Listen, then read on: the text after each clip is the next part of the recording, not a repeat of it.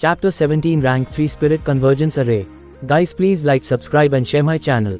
चलो यहाँ बैठते हैं। ताम कियान एर ने कल्टीवेशन फील्ड से आ रही निगाहों को नज़रअंदाज कर दिया और म्यू चेन को सीधे कल्टीवेशन हॉल के अंदर खींच लिया। फिर वह एक स्थान पर सुनहरे पत्थर के खंभे के पास रुकी। पत्थर के खंभे से फैले पत्थर के मंच के बगल में 3 जेड जैसे चट्टान के गद्दे थे। म्यू चेन ने चारों ओर देखा, लेकिन उसकी नज़र अभी भी सुनहरे पत्थर के खंभे पर ही टिकी हुई थी। इसके बाद वह हैरान रह गए। ऐसा इसलिए है क्योंकि वह सुनहरे पत्थर के खंभे से निकलने वाली घनी आध्यात्मिक आभा को महसूस कर सकता था। ये स्पष्ट था कि यह स्वर्ण पत्थर का स्तंभ रैंक 3 स्पिरिट कन्वर्जेंस एरे के कई स्पिरिट कन्वर्जेंस स्तंभों में से एक होना चाहिए। स्पिरिट कन्वर्जेंस पिलर के पास की जगह का प्रभाव निश्चित रूप से कहीं और से बेहतर था। ये स्पिरिट कन्वर्जेंस पिलर संभवतः स्पिरिट कन्वर्जेंस रॉक्स द्वारा बनाया गया था। ये वास्तव में एक रैंक 3 स्पिरिट कन्वर्जेंस एरे है। म्यू चेन ने प्रशंसा की। स्पिरिट कन्वर्जेंस रॉक खेती के लिए फायदेमंद सामग्री थी और कीमत सस्ती नहीं थी। स्पिरिट कन्वर्जेंस रॉक्स के माध्यम से पूरी तरह से स्पिरिट कन्वर्जेंस पिलर बनाने की लागत काफी अधिक होगी। इसमें कोई आश्चर्य नहीं कि बहुत से लोग स्पिरिट कन्वर्जेंस एरे को धन के संकेत के रूप में मानेंगे। ताम कियान एर ने सिर हिलाया और क्रॉस लेग करके बैठ गए। फिर उसने अपनी पतली भुजाएं फैलाईं और अपनी छाती को थोड़ा ऊपर उठाया। जैसे ही उसके कपड़ों में एक आकर्षक कव दिखाई दिया, इसने कई लोगों को उसकी ओर देखने पर मजबूर कर दिया। किंगशान, तुम्हें भी यहाँ खेती करना शुरू कर देना चाहिए। म्यू चेन भी बैठ गई और उसने किंगशान की ओर मुस्कुरा कर देखा। वह जानता था कि यह खेती की जगह शायद बहुत अच्छी है और कई लोग इसके लिए लड़ना चाहेंगे। हालांकि वह डरे नहीं। हालांकि वह बहुत प्रसिद्ध नहीं होना चाहता था, फिर भी वह जानबूझकर कम महत्वपूर्ण कार्य नहीं करेगा और खुद का अपमान नहीं करेगा। म्यू चेन का बट जेड रॉक कुशन पर बैठ गया। उन्होंने महसूस किया कि आसपास का आध्यात्मिक आभामंडल और अधिक सघन हो गया है। इससे उन्हें तुरंत ग्रेट पैगोडा कला का प्रचार प्रसार करना पड़ा। आध्यात्मिक आभा के निशान लगातार उसके शरीर में समाहित होते जा रहे थे। ग्रेट पैगोडा कला द्वारा परिष्कृत होने के बाद ये गहरे काले रंग की आध्यात्मिक शक्ति में बदल गया और उसकी आभा समुद्र में प्रवाहित हो गया। अंदर की आध्यात्मिक आभा धीरे धीरे और अधिक प्रबल हो गई। म्यू चेन की शांति के साथ भी आध्यात्मिक ऊर्जा की इस स्पष्ट वृद्धि ने उसे अपने दिल में खुशी का एहसास कराया।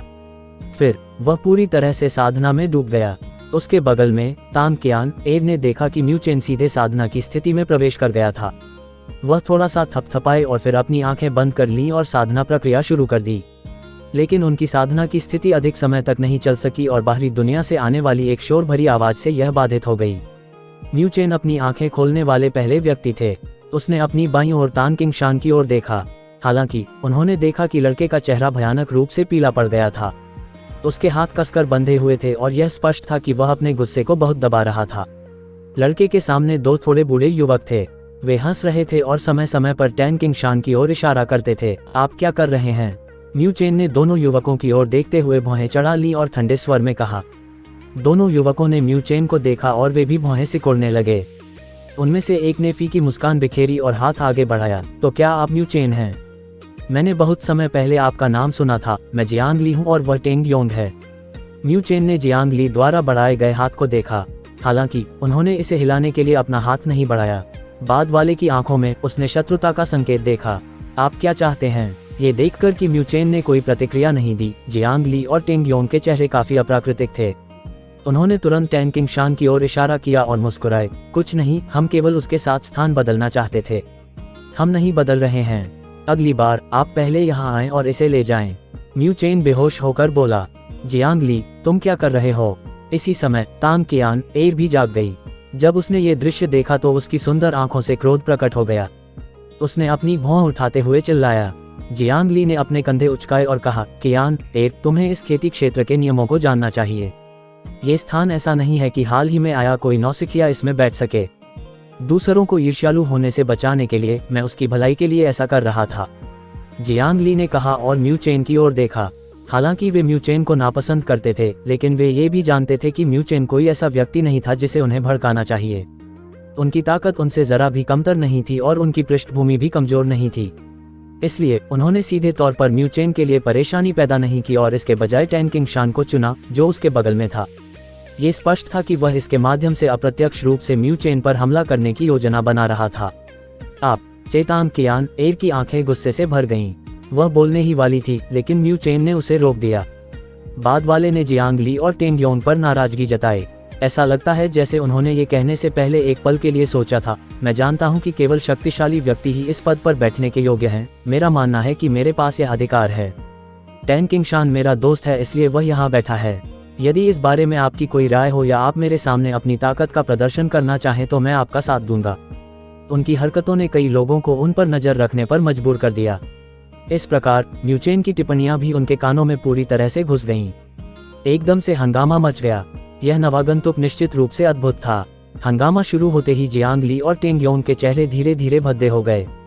ये स्पष्ट था कि उन्हें उम्मीद नहीं थी कि सौम्य दिखने वाला म्यूचेन इतना सख्त व्यवहार करेगा। उन्होंने म्यूचेन की गंभीर अभिव्यक्ति को गुस्से से देखा, लेकिन उन्होंने उस पर चिल्लाने की हिम्मत नहीं की। उन्होंने म्यूचेन और लियू यांग के बीच लड़ाई के बारे में सुना। लियू यांग, जिनके पास आध्यात्मिक पल्स है, ऐसे व्यक्ति थे जिनके बारे में उन्हें यकीन नहीं था कि वे हरा पाएंगे, फिर भी म्यूचेन सफल हुए। इसलिए उन्हें कोई भरोसा नहीं था कि वे म्यूचेन को हरा पाएंगे। ओह, जैसा कि म्यू टेरिटरी के यंग मास्टर से उम्मीद थी। जब वह बोलता है तो उसे वास्तव में गर्व होता है। जब जियांग ली और टेंग योन के पास पीछे हटने का कोई रास्ता नहीं था तो अचानक पीछे से एक असुविधाजनक हंसी की आवाज आई। जियांग ली और टेंग योन ने देखा और उनकी आंखों में खुशी की झलक दिखी।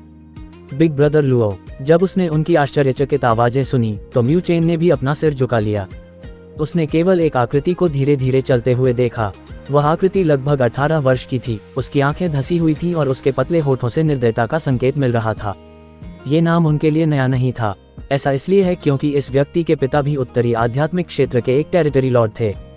हालांकि लुओ टोंग पिछले साल ही 18 साल का हो चुका है, फिर भी उसकी वर्तमान ताकत आध्यात्मिक आंदोलन चरण के अंतिम चरण में बनी हुई है।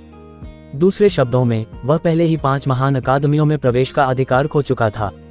इसका मतलब ये भी है कि वह एक पुराना आदमी था जिसका तांग कियान एर ने पहले उल्लेख किया था और एक बेहद परेशान करने वाला व्यक्ति था। म्यूचेन, काफी समय हो गया है। लुओ टोंग म्यूचेन के सामने पहुंचे और मुस्कुराए। हालांकि यह मुस्कान दयालु और सौम्य नहीं थी। वे दोनों एक दूसरे को बहुत पहले से जानते थे, लेकिन वे एक दूसरे को नापसंद करते थे। म्यूचेन ने उसकी ओर देखा और कहा, तो क्या तुम भी यहाँ पर दिखावे के लिए आए हो? मैं संभवतः ऐसा करने का साहस कैसे कर सकता हूँ? आप एक प्रतिभाशाली व्यक्ति हैं जिसने आध्यात्मिक मार्ग के लिए योग्यता प्राप्त की है। लुओ टोंग ने अपने होंठ मोड़े और आश्चर्यचकित होने का नाटक किया। हालांकि उसकी आवाज के भीतर की ईर्ष्या छिप नहीं सकी। जब उसने पहली बार सुना कि म्यूचेन ने आध्यात्मिक मार्ग के लिए योग्यता प्राप्त कर ली है तो उसे इतनी ईर्ष्या हुई कि उसकी आंखें लाल हो गईं। इसके अलावा वह वर्तमान में 18 वर्ष का है, फिर भी वह आध्यात्मिक रोटेशन चरण तक पहुंचने में असफल रहा। इससे 5 महान अकादमियों में प्रवेश की उनकी इच्छा खत्म हो गई। जब उसने म्यूचेन की प्रतिभा के बारे में सोचा और सोचा कि उसके लिए 5 महान अकादमियों में प्रवेश करना मुश्किल नहीं होगा, तो उसके दिल में ईर्ष्या की आग भड़क उठी। म्यूचेन ने अपनी नजरें हटा लीं और इस ईर्ष्यालु और दयनीय आदमी की परवाह करने में बहुत आलसी था।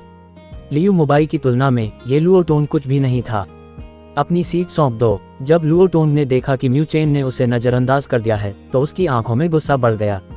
हालांकि उन्होंने म्यूचेन को सीधे चुनौती नहीं दी। इसके बजाय उसने टैन किंगशान की ओर एक ठंडी चीख निकाली। चाहे वह ताकत हो या पृष्ठभूमि, ये स्पष्ट था कि उसने टैन किंगशान को अपनी आंखों में नहीं डाला। लुओ टोंग, तुम्हें बहुत दूर नहीं जाना चाहिए।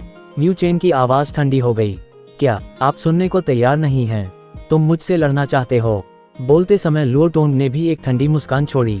वह आध्यात्मिक आंदोलन चरण के अंतिम चरण में थे, इसलिए वह म्यूचेन से बिल्कुल भी नहीं डरता था। इसके बजाय वह म्यूचेन के गुस्से को भड़काना चाहता था और उस व्यक्ति की देखभाल करना चाहता था जिसने उसे ईर्ष्यालु बना दिया था। म्यूचेन की काली आंखें लुओ टोंग को घूर रही थीं। जब लुओ टोंग ने उन अथाह काली आंखों को देखा तो लुओ टोंग का प्रभावशाली ढंग वास्तव में एक पल के लिए रुक गया। इससे कोई फर्क नहीं पड़ता कि उसे कितनी ईर्ष्या हुई, वह तब भी समझ गया कि जब म्यूचेन ने आध्यात्मिक मार्ग के लिए योग्यता प्राप्त की तो यह क्या दर्शाता है। यदि ऐसा नहीं होता क्योंकि म्यूचेन को अचानक आध्यात्मिक मार्ग से बाहर निकाल दिया गया था, तो शायद उसके पास म्यूचेन के सामने चिल्लाने की योग्यता नहीं होती। उसका प्रभावशाली ढंग एक पल के लिए रुक गया, लेकिन लुओ टोंग जल्दी ही ठीक हो गया। इससे कोई फर्क नहीं पड़ता कि म्यूचेन ने क्या अनुभव किया, वह अभी भी आध्यात्मिक आंदोलन चरण के मध्य चरण में एक व्यक्ति था।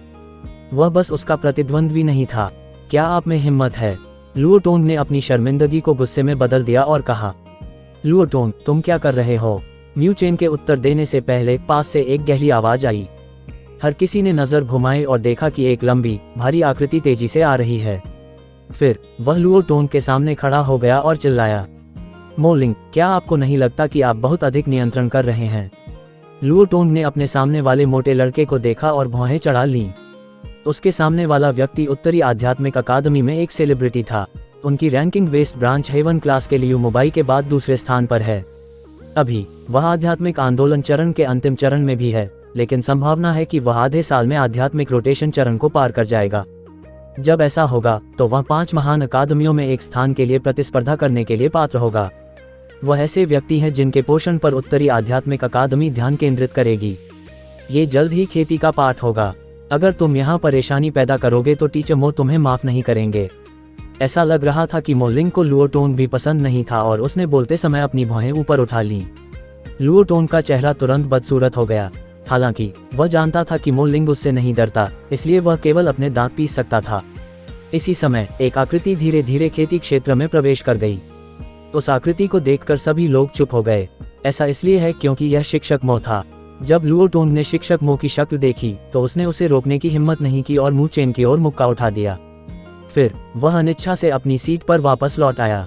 क्या तुम ठीक हो? वह व्यक्ति काफी परेशान करने वाला है, आपको बस इसकी आदत डालनी होगी।